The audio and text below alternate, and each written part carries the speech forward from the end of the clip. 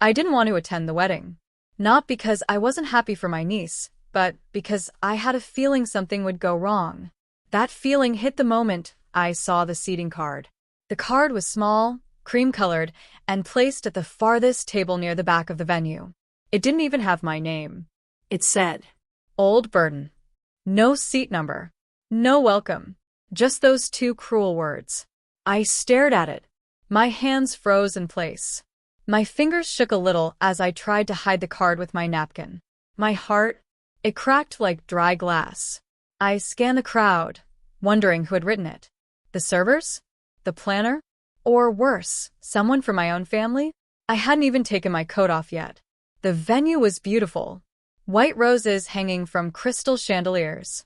A violinist softly playing a cover of Can't Help Falling in Love.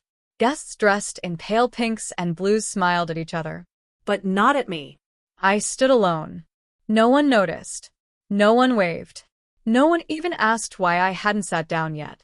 They just passed me, laughing, sipping champagne, air-kissing each other, and heading toward their assigned tables, ones that actually had names. Names like beloved aunt, childhood hero, favorite cousin. I wasn't bitter, but I was numb. My chair, the one labeled Old Burden, was directly beside the door to the kitchen. Every time the servers came out, the cold air from the back room brushed against the side of my legs. I didn't complain. I didn't speak. I just sat, upright, shoulders square, jaw tight. I didn't want to ruin anything. It was her day, after all. My niece. Sweet little Ava. The girl I once carried to kindergarten when her mom was too busy. The same girl I bought a dress for at her high school prom when they couldn't afford it. I once stayed up all night with her when she failed her first college test. She cried in my lap, called me her second mom. And now, someone had assigned me a name that didn't belong to me. Old Burden. That moment I realized something. This wasn't about a mistake. This wasn't a joke. This was deliberate. Someone had wanted me to feel small, unwanted, forgotten, humiliated. A server passed. I asked quietly, "Could you check if this seat label is correct?" She looked at it, then at me, and gave me a sympathetic smile. "I'm sorry," she whispered. "It's what was given to us." I nodded. "Thank you." That's all I said. But something inside me shifted, like a door quietly unlocking. I stood up. I didn't push the chair in. I didn't make a scene. I just walked away. My heels clicked softly against the marble floor as I stepped out into the hallway, head held high. I didn't cry. I didn't tremble. I left the wedding with quiet dignity, and someone recorded it. Unbeknownst to me, one of the young kids had been live streaming the event on social media. I didn't know until later that my silent walkout was caught on camera. The video had no yelling, no confrontation. Just me, a middle-aged woman in a soft green dress, walking away from a table labeled Old Burden. And the internet? It lit up. Comments poured in. Who puts that on a guest seat? I don't even know her, but I'm crying. She deserves the world. By morning, the video had gone viral.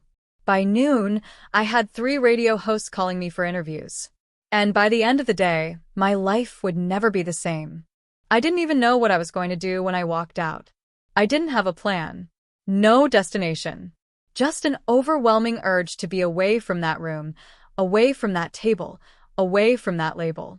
I walked out into the hotel lobby, the soft clack of my heels echoing louder than any applause inside.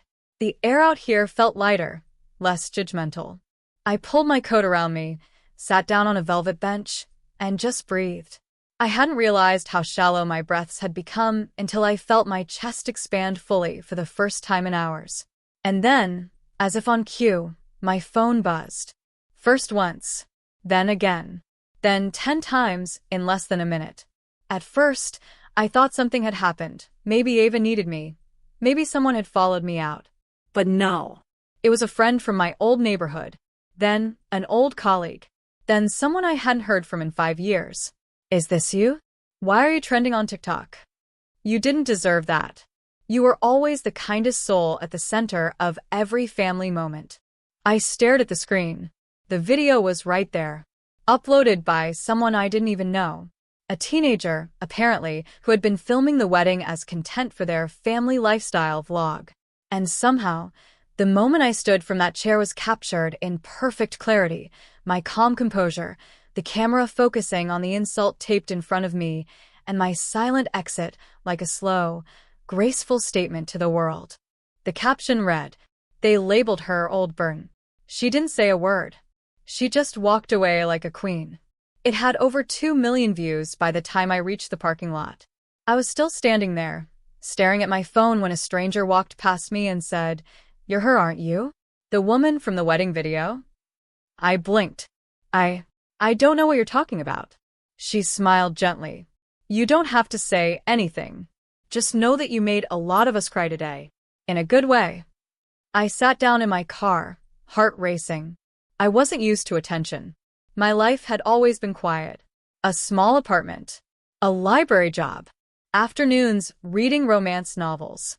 Birthday dinners spent alone. I'd always been the quiet one, the helper, the background character in everyone else's story. Never once had I imagined I'd go viral for simply standing up and walking out. But maybe that was the point. I drove home slowly. The wedding music still rang in my ears. I couldn't stop thinking about Ava. Did she know what had happened? Did she see the label? Or had she approved it? That last thought shook me. I didn't want to believe it. She had always loved me. I raised her when her mother, my sister, was too busy chasing careers, marriages, and Instagram validation. I gave Ava the stability she never had. But maybe love had an expiration date. When I reached home, the lights were still off. I placed my coat on the hanger, removed my shoes slowly, and sat down on the couch with a cup of lukewarm tea. My phone buzzed again. This time, it was an unknown number. I almost ignored it, but something made me answer. "Hello." A soft male voice spoke. "Hi. Is this Ms. Bennett?" I hesitated. "Yes. I'm calling from WBCR Radio. We saw your video, and we'd love to have you on our morning segment. It's called Grace Under Pressure, and well, you've become a bit of a symbol today." "A symbol?" He chuckled kindly. "People are talking about you everywhere. Not because of drama, but because you reminded us what quiet strength looks like. No shouting. No revenge. Just grace." My eyes stung. I hadn't cried all day. But that moment, that kindness from a stranger on the phone, that acknowledgement, the tears spilled before I could stop them. "I don't think I'm anyone special," I whispered. "Maybe that's exactly why you are." We ended the call after I promised to think about it. I didn't sleep that night. I read every comment, every message, dozens, hundreds, all from people who saw something in me that I never saw in myself. Women who had been pushed aside. Elderly women who felt invisible at family events. Young girls who feared growing older because they thought they'd become burdens too. And for once, I didn't feel alone. The next morning, the sun came up like it always did. But this time, I got out of bed a little earlier. I brushed my hair, put on my softest cashmere sweater, and brewed a cup of coffee I actually enjoyed, not just tolerated. My face still looked tired, but something in my eyes had changed. The phone rang again. This time it was Ava. "Auntie," she said breathlessly. "Please, don't hang up." I didn't know. My heart stopped. "Andy, please don't hang up. I didn't know." Her voice was shaky, like she'd been crying. But I stayed silent. Not out of anger, just disbelief. I had rehearsed this moment in my mind during the long, quiet hours of the night. I'd imagined shouting, or maybe silence. But the only thing that escaped my mouth was a simple, "Tell me." There was a pause. Then she exhaled. I didn't know they wrote that. I swear. I didn't see the cards. I didn't even know you were seated back there until someone showed me the video." "Who did it?" I asked quietly. Another pause. Then she said, "My mom." Of course. My sister. That explained everything. The bitterness. The judgment. The subtle ways she always pushed me to the sidelines in every family gathering, every decision, every conversation. She had a talent for acting nice in front of crowds but keeping me invisible behind closed doors. She told the planners she had special titles for each table, that they were meant to be cute and funny. I didn't think anything of it, Ava said, her voice cracking. I should have checked. I should have known. The words cute and funny made something twist inside me. I would never let that happen to you, Ava whispered. Never. I looked up to you more than anyone. I stayed silent again. You were there when no one else was, she continued, her voice now urgent. You showed up to every school event, even when Mom didn't. You taught me how to braid my hair. You stayed awake with me when I had the flu before prom. You made me who I am. I closed my eyes. Somewhere deep down, I needed to hear that. I hadn't realized how much until now. I don't care about the video. I don't care about going viral, she went on. I just care about you. Please, Auntie. I need to see you. I softened. Where are you? I asked. She whispered. Outside your building. I walked to the window and pulled the curtain aside. There she was, standing by the curb, wrapped in her white coat, mascara smudged, eyes puffy from crying. She looked like the same little girl who once rang my doorbell after scraping her knee at the playground. I opened the door without a word. She ran up the steps and hugged me so tightly, I thought my ribs might crack. I'm so sorry, she said over and over. I'm so sorry, Auntie. I held her for a long time before pulling back gently. You didn't write the label, but now you know what your silence has been costing. She nodded, shame flooding her expression. We sat together in my living room, wrapped in blankets and sharing a quiet breakfast. Toast, tea, and tissues. It wasn't just about the label anymore. It was about a lifetime of little wounds, 100 small humiliations. Every time I was called just a helper, or excluded from family photos, or forgotten at birthdays. It all came rushing out, and Ava listened. Really listened. She didn't defend anyone. She didn't minimize it. She just said, tell me everything. I should have asked years ago. And I did. I told her about the time her mother left me out of their family vacation, even though I paid for her school books that same month. I told her about the charity fundraiser where I was seated by the garbage bins while my sister smiled in the front row, taking credit for the event. I even told her about the time they all laughed when I brought homemade food to Christmas dinner because I couldn't afford anything fancier. She cried through most of it. Why didn't you ever fight back? She asked. Because I didn't want to be like them. That silence that followed? It was healing. And then came the knock at the door. We looked at each other. I wasn't expecting anyone. Neither was she. I opened it slowly and was stunned. A woman stood there holding a DSLR camera and a clipboard. Hi, are you Ms. Bennett? She asked, a little breathless. I'm with Good Morning Metro. We're covering a story on dignity and ageism in family spaces. Your video is already being called the quiet wedding exit heard around the world. We were wondering, would you share your story? I stood frozen. Not because I wanted to say no, but because I realized this wasn't just about me anymore. It was about everyone who had ever been labeled too old, too quiet, too invisible. Ava turned to me and said, say yes. I smiled faintly. Come in. The journalist's name was Serena, and she was young. Probably Ava's age, but there was something mature in her eyes. She didn't come in with a camera crew or flashing lights. Just one camera and a calm, gentle way of speaking. I don't want to exploit you, she said as she sat down across from me in my small, modest living room. I just think people need to hear this. You didn't scream. You didn't curse. You just walked away. That's what people are surprised about. I asked. She nodded. Because most people would have caused a scene. But your silence said more than any outburst could. Ava stayed beside me, holding my hand like a child again. Serena turned on the camera and asked, Who are you really, Ms. Bennett? It was such a simple question, but no one had asked me that in years. Who was I? Not someone's sister. Not someone's babysitter. Not old burden. I'm Nora, I said softly. I'm someone who's spent her life loving people who rarely looked back. Someone who didn't mind being in the background until the background became a label. Serena nodded. And that moment at the wedding. I didn't want to ruin anything, I said. It was her day. But when I saw those words on the card, something broke in me. I realized if I sat there and accepted it, I was telling the world, and myself, that it was okay to be disrespected. Serena leaned forward.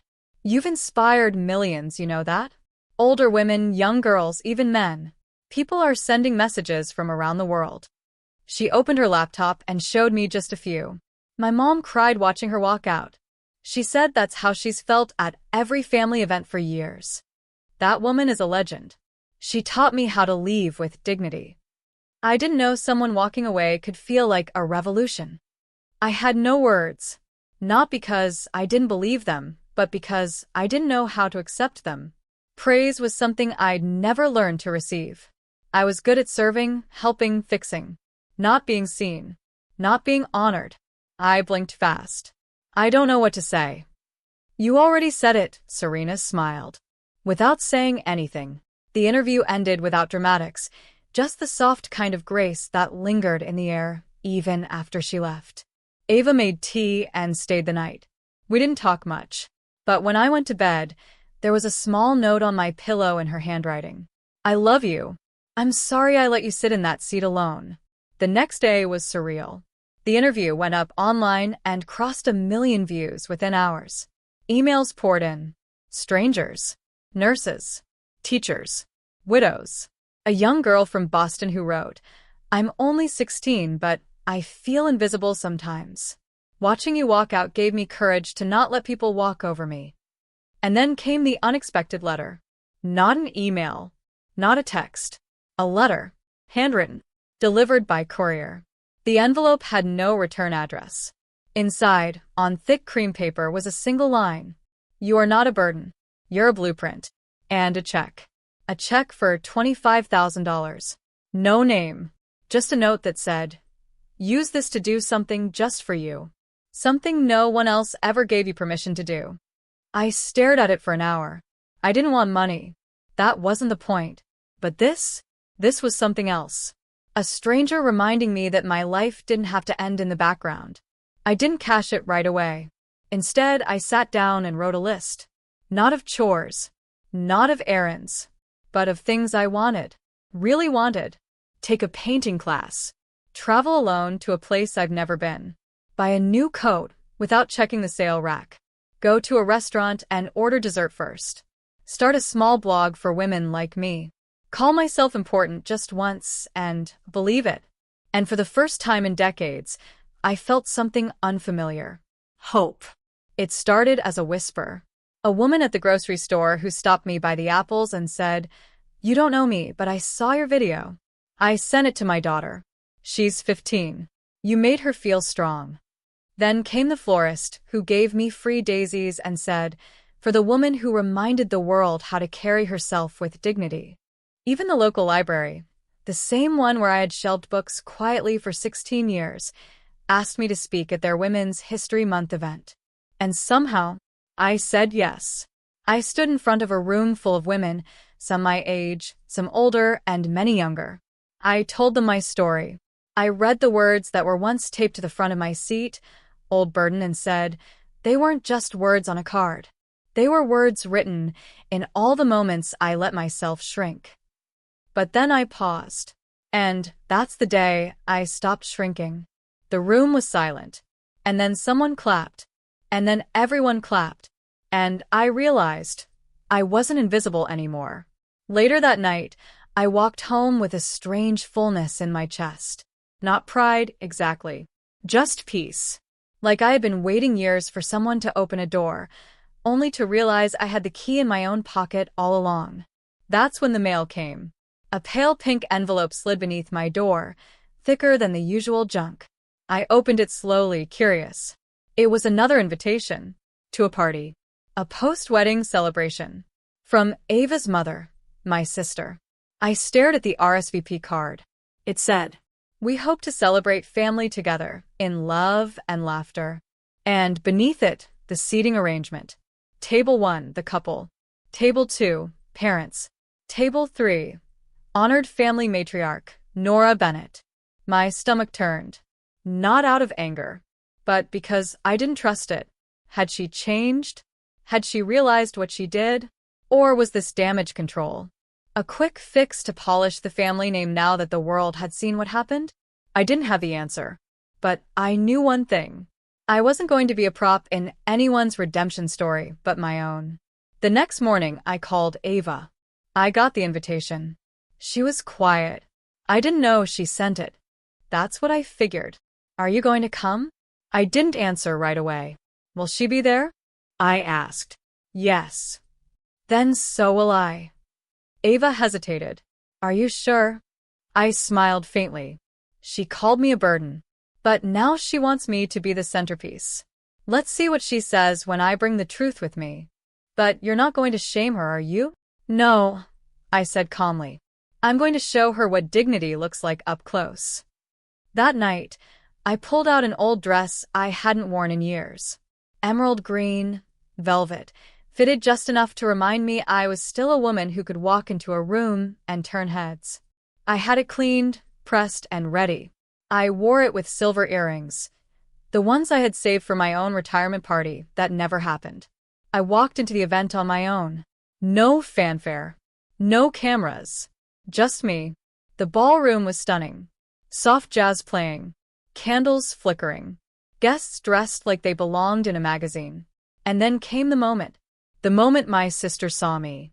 Her eyes widened, and I saw a flicker of something real in her face. Regret? Panic? Maybe both. She approached slowly, a flute of champagne in her hand, her dress just a shade too tight. Her smile was brittle. Nora, she said, voice dripping with effort. You look incredible. Thank you, I replied. So do you. There was an awkward silence. Then she leaned in and whispered, Listen, about what happened. I'm not here for apologies, I said, steady. I'm not here to fix what you broke. I'm here because Ava asked me to come. And because I no longer wait for permission to take up space. Her lips parted, but no sound came out. I'm not angry, I added, voice low. I'm just finally done being erased. And then I walked past her. To my seat. At the front. Labeled simply. Nora. The room was full of chatter when I sat down. Not the kind you hear at joyful parties, but that strange, stiff kind. Like people weren't sure whether to look at me or pretend they hadn't seen the video of me walking out days earlier. But I could feel it.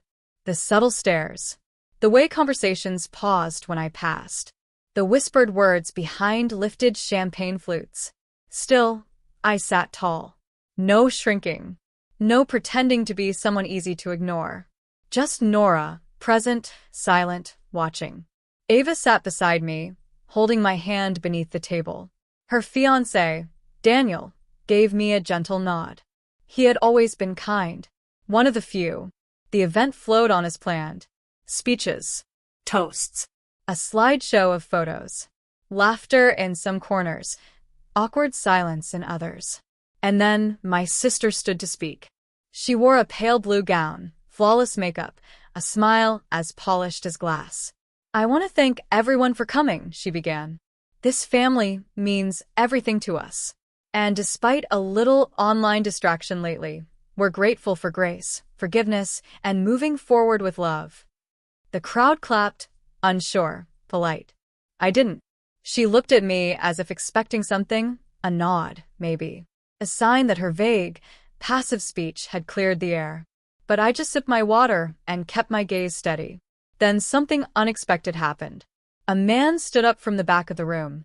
He looked familiar, but I couldn't place him at first. Older, gray hair, glasses. He held a small envelope and a microphone. I apologize for interrupting, he said. I'm Carl. I was the event coordinator for the original wedding reception. A ripple of confusion spread across the room. I didn't expect to be here tonight, but after what's come to light, and what I discovered afterward, I felt I needed to say something. My sister shifted visibly, face tightening. Carl held up a card. A place card. The original one.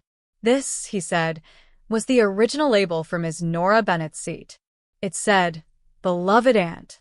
Handwritten by Ava herself. Gasps filled the room. Carl continued, It was replaced shortly before the wedding started. And I can confirm, because it was my team that received the last-minute change directly from the bride's mother. Dead silence. My sister's face turned pale. I didn't move. Carl looked at her, then at the crowd. There's been a lot of talk about dignity, about grace. But truth matters too.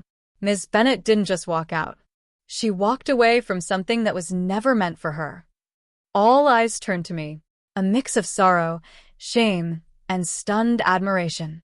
Even those who didn't know me personally now saw something they hadn't before. I didn't cry. Not because it didn't hurt, but because I'd already cried enough. Instead, I stood slowly, took the microphone Carl offered me, and faced the room. I wasn't going to speak tonight, I said gently. But since the truth has found its voice, I'd like to say just one thing. I scanned the room. My sister wouldn't meet my eyes. To anyone who's ever been made to feel small at a celebration meant for love, you are not the label someone tapes in front of you. I paused. I spent most of my life thinking I had to earn love by staying quiet, by being helpful, invisible. But I've learned something lately. Love that asks you to disappear isn't love. The silence in the room was complete. I don't want revenge. I don't need an apology. I only want this room, this family, to stop pretending that kindness is weakness, that silence is consent, that older women are burdens. We are the bones of every story you celebrate. I handed the mic back. And sat down. No applause. Just stillness. Then slowly, one by one, people stood. Not clapping. Just standing. And that said more than applause ever could. The party didn't fall apart after my words. It didn't explode into scandal. There were no fights. No screaming. Just something heavier than any outburst. A silence filled with shame and reflection. The kind of silence that lingers when people realize they saw cruelty happen in plain sight and said nothing. After the event ended, I was one of the last to leave. Ava hugged me tightly outside the venue, her voice barely above a whisper. "I'm proud of you," she said. "You didn't burn the room down, but you lit something inside it." I smiled, tired. That wasn't fire. That was clarity. She offered to walk me to the car, but I waved her off. I needed the quiet, needed a moment with myself. The street was cold, but the air felt clean for once, not like something I had to push through. I drove home slow. No music, just the hum of the road and the echo of my own words. For the first time in a long time, I didn't feel small. Not puffed up with pride, just solid. Like I finally took up the space I was meant to. The next morning, there were no flowers at my door. No banners. No celebration. But something better waited. Respect. An email from Carl, the event coordinator, saying thank you. That I had reminded him why he got into that work in the first place. To bring people together, not divide them. A voicemail from a woman I hadn't spoken to in over 10 years. "Nora, you probably don't remember me. We worked together back in 2006. I saw the video. Just wanted to say, I never forgot how kind you were to me when I was new and scared." And then another invitation. Not from family. This one was from a community center. A women's support group wanted me to come speak at a weekend brunch for women over 50 who felt lost after divorce, retirement, or just life moving too fast. I hesitated at first. Who was I to guide anyone? But then I remembered that list I'd written. The one I made after that mysterious $25,000 check arrived. Start a blog. Tell my story. Do something for myself. So I replied with one word. Yes. That brunch changed something again. It wasn't big or fancy. Just a room of 30 women, strong coffee, mismatched chairs, and stories that all sounded too familiar. One woman whispered, "My kids act like I'm furniture." Another said, "I retired and realized I didn't know who I was without a job title." And when I stood up, I didn't try to be wise. I just told them the truth. I walked out of a wedding because I saw a name tag that told me who I wasn't. But the real reason I left was because I'd let people rename me for years, and I was finally ready to remember my real name. After I finished, they clapped. Not politely, but deeply, the kind that comes with shared truth. One woman hugged me afterward and said, "You made me want to stop whispering when I say I live alone." Another whispered, "You made me proud to be 61. That night, I opened my laptop and did something terrifying. I started a blog. It was nothing fancy, just plain white, with the title, "Still Here, Still Worth It." My first post was short, just a photo of me sitting on that infamous chair, the one from the wedding, now sitting in my living room with fresh flowers beside it. The caption? "They called me a burden. I call it my seat at the table." By morning, the post had 4,000 views. By that weekend, over 30,000. I wasn't chasing fame. I was finally chasing myself. 3 weeks passed before she came to my door. I was watering the small row of plants on my balcony, lavender, mostly. I liked how they smelled like calm.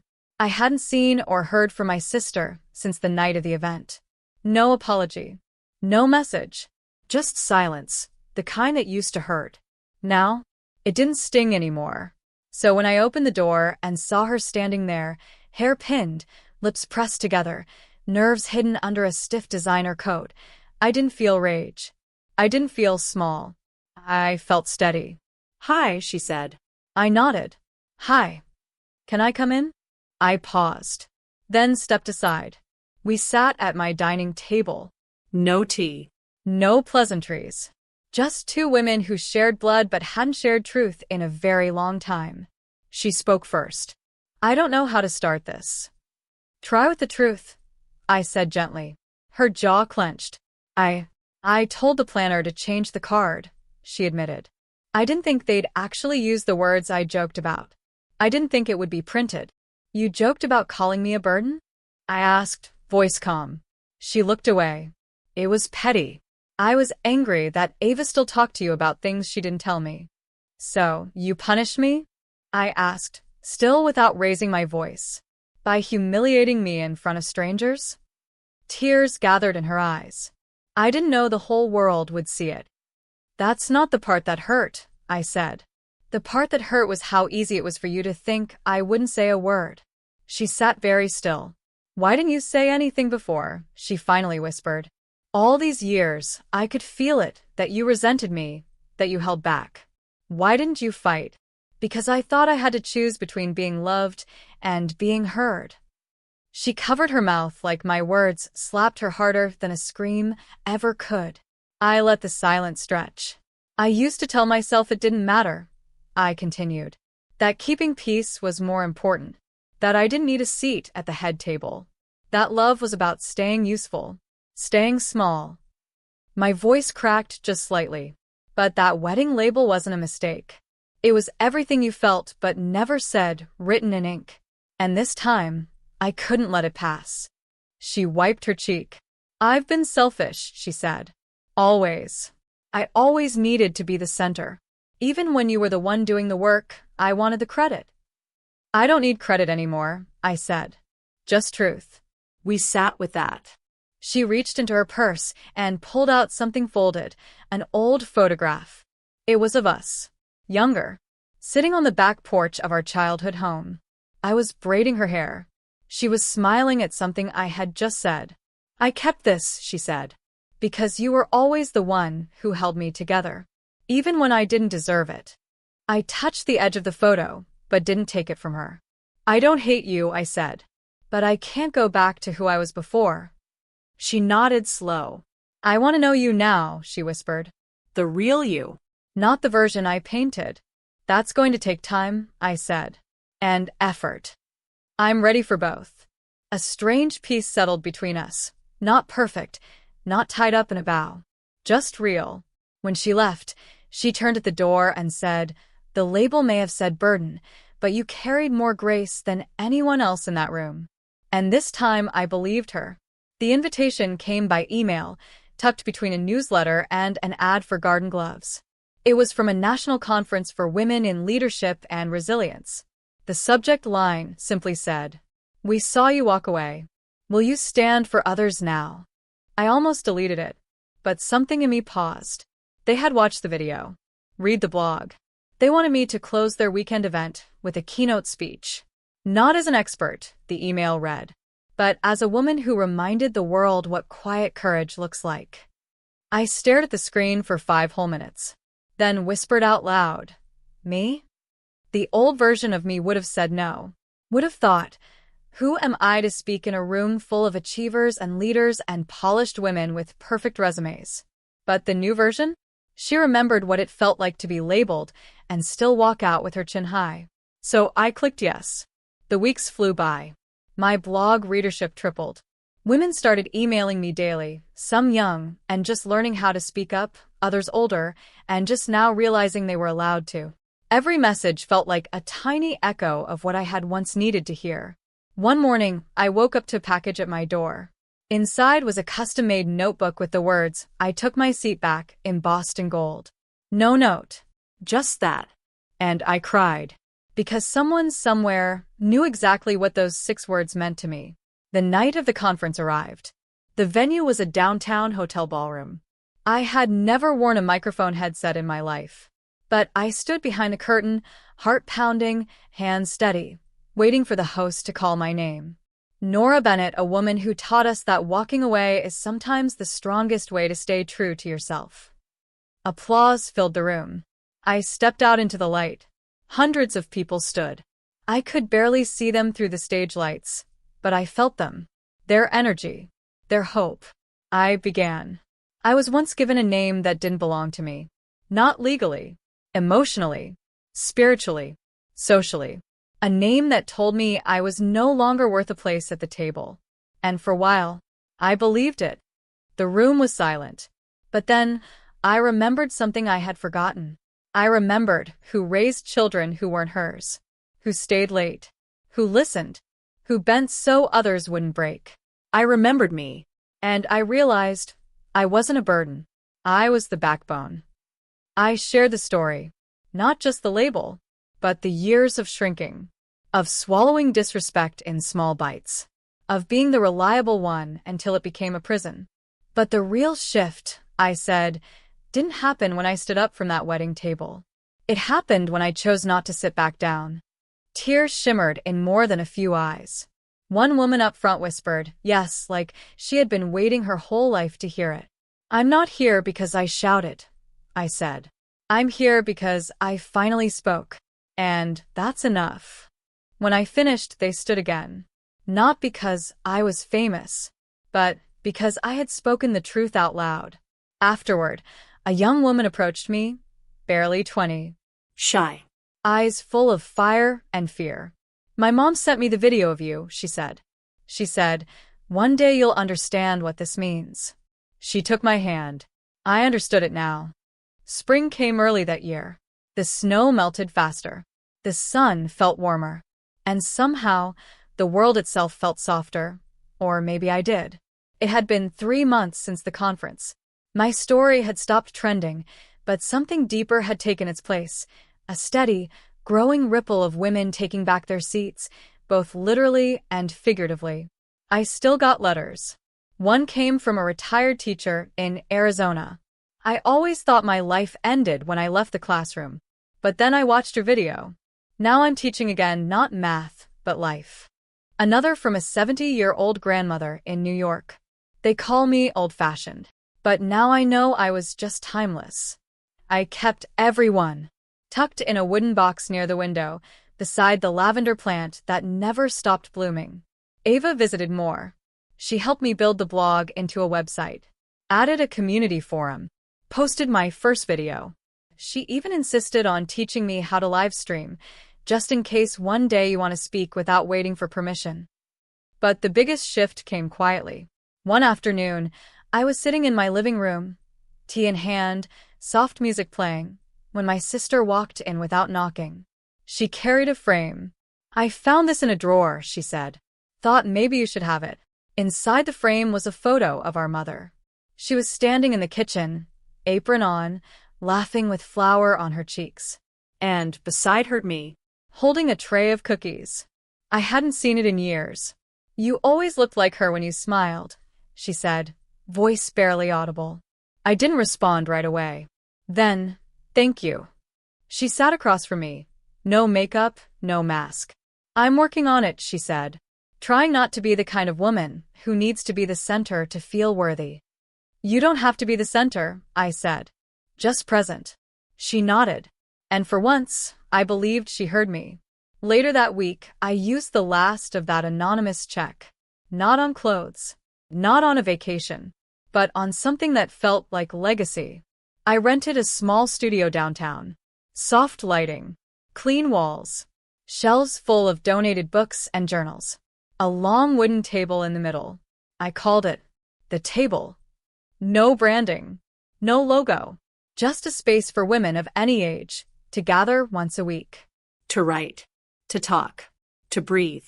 To exist. No one sat at the head. Every seat had a simple label. You belong here. The first night, 10 women came. By month 3, we needed folding chairs. And every time someone hesitated at the door, I'd walk over and say, I know how it feels to be left out. But not here. Not anymore. One rainy evening, as I closed the studio alone, I paused by the mirror near the exit.